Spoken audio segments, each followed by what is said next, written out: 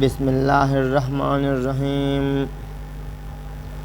حضرت معقل بن یسار رضی اللہ تعالی عنہ سے روایت ہے کہ نبی کریم صلی اللہ علیہ وآلہ وسلم نے فرمایا، جو شخص صبح کے وقت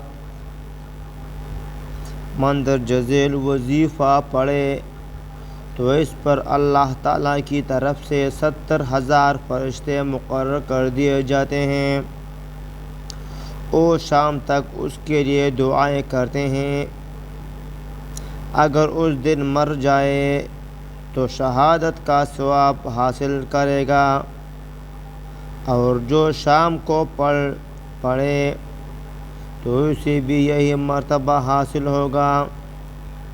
دعا یہ ہے: اعوذ باللہ السمیع العلیم من الشیطان الرجیم۔ اس کو 3 بار پڑھنا چاہیے۔ اس کے بعد واللہ الذی لا الہ الا هو عالم الغیب والشہادۃ هو الرحمن الرحیم۔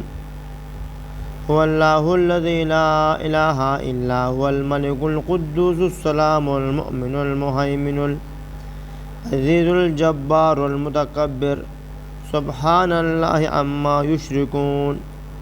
واللہ الخالق البارئ المصور له الاسماء الحسنى یسبح له ما فی السماوات والارض وهو العزیز الحکیم۔